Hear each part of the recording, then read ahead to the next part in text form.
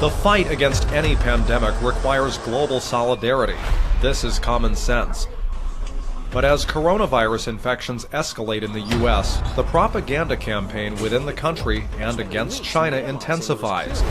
An analysis of politicians' remarks and media reports found 3 golden rules in U.S. attempts to shape the coronavirus narrative. Rule 1. Politicizing the virus.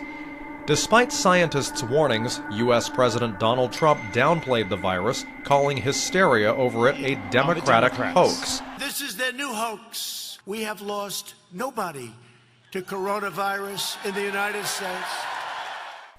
While accusing Democrats of politicizing the outbreak, Trump did not waste the chance to attack his rivals. The Democrat policy of open borders is a direct threat to the health and well-being of all Americans. Now you see it with the coronavirus. Politicized. Anything to Pro-Trump media immediately chimed in with the president. They first misled the public that the coronavirus is no more dangerous than the seasonal flu. At worst case scenario, it could be the flu. I feel like the more I learn about this, the less there is to worry about. I was about to say the same thing. The standard flu every single year kills tens of thousands of Americans. And then claimed panic over the virus was to sink the economy and hurt Trump's chances of re-election. Both of those residents were elderly and had traveled internationally. So when you hear the context, it's not quite as scary. Just looking for any and every way possible to bash President Trump. Rule number 2, play the blame game. As the outbreak spiraled, the Trump administration desperately lashed out to cover up its mismanagement. As the virus was first found in China, the country has become the top pick in Washington's selection of scapegoats. Despite the fact international experts are still tracing the origin of the virus, Trump and Secretary of State Mike Pompeo have repeatedly called it a Chinese virus. Chinese virus. Chinese virus. The whole world is suffering because of it. This is the Wuhan Coronavirus that's caused this in the... China's anti-virus efforts are recognized by international organizations and governments. Its strict quarantine measures are believed to have been vital in curbing the spread of the disease, and its experiences have informed policy around the world.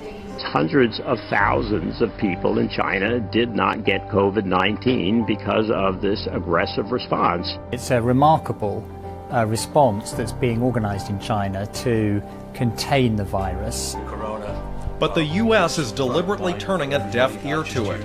For American politicians, underscoring China's missteps has been a, quote, time-tested approach to distance themselves from critics.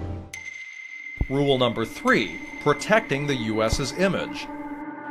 As coronavirus spread across the globe, the U.S. started to position itself as the, quote, greatest humanitarian the world has ever known. A State Department cable obtained by the Daily Beast reveals the White House is pushing officials to paint U.S. antivirus response as, quote, extraordinary humanitarianism. The State Department continues to do an enormous amount of work to review developments inside and outside of China and to help countries who have been stricken by the virus. We're offering them tremendous help. We have the best in the world for that. We've done a tremendous job. But is it the case? At least for China, the answer is no. 美国政府官员在多个场合曾经表示，将向包括中国在内的有关国家提供1亿美元的抗疫援助。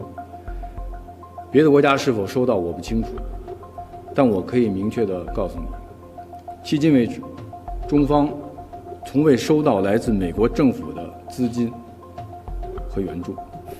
In the face of a global pandemic, it's time for solidarity, facts, and moving forward together.